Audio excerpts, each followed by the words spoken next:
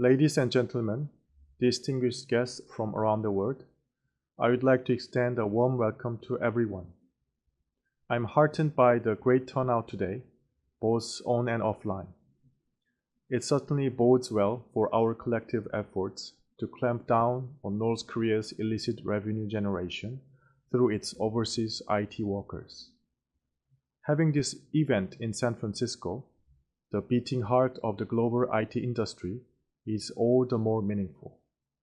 This neighborhood is known for the influx of big tech companies and startups, as well as capital investment and top-notch talent in recent decades.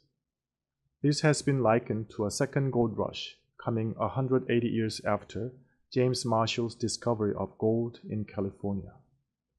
These days, North Korea is undergoing a gold rush of its own. Unfortunately, their version is about earning money through a variety of illegal cyber activities. Today, the regime has become a breeding ground for state-sponsored IT freelancers with zero accountability. This stands in stark contrast to the free and innovative spirit in the Bay Area. So, what was the trigger that led the regime in Pyongyang aggressively pursue windfalls in the cyber world? Back in 2016 and 17, North Korea conducted a series of major provocations, including 3 nuclear tests. The UN Security Council responded by imposing very strong sanctions, and North Korea's trade volume plummeted as a result. So the regime desperately sought alternative means of earning foreign currency, and it eventually hit the jackpot with cyber. In addition to cryptocurrency heist, Pyongyang has been largely focusing on IT workers. It is recruiting the best talent from all over the country to this end. As a result, their skills have become increasingly sophisticated. They use false identities to win lucrative contracts from unsuspecting companies. They are presumed to earn hundreds of millions of dollars each year. Let me elaborate on the breadth and depths of the threats they pose.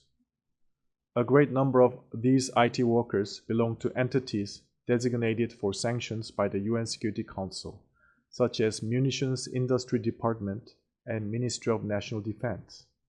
This means that the vast majority of their earnings are remitted back to these entities and used for advancing Pyongyang's unlawful nuclear and missile programs.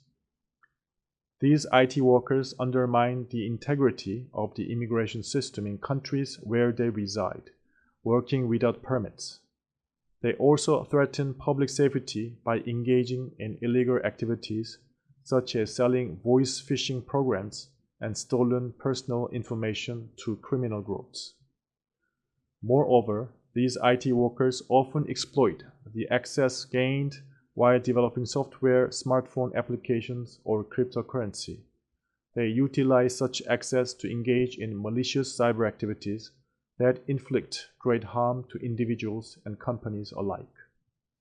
On a separate note, we should also not lose sight of the horrendous human rights conditions that these workers are under.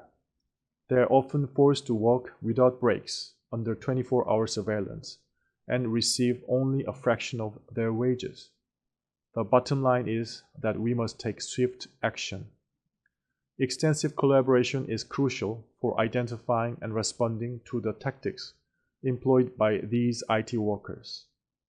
Recently, the US Department of Justice successfully uncovered a case where one such worker disguised himself as an American citizen to obtain employment with US companies. Same thing can indeed happen anywhere.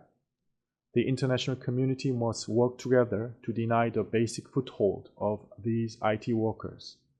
Once aware of the presence of these workers in their jurisdiction, countries must waste no time in kicking them out. Furthermore, strengthening public-private partnership will be critical in blocking proxy accounts used by North Korean IT workers and freezing their illegally obtained funds. Ladies and gentlemen, North Korea's IT gold rush must fail. We should never allow them to earn even a penny through illegal IT activities. To this end, the ROK US governments are fully committed to enhancing cooperation with the international community and partners in the private sector. Let me spell it out in capital letters. We are in it together, all of us. Today's symposium will be a significant step forward in our efforts to root out North Korean IT workers. I look forward to a whole day of productive and mutually enlightening discussions that result in concrete actions. Thank you very much.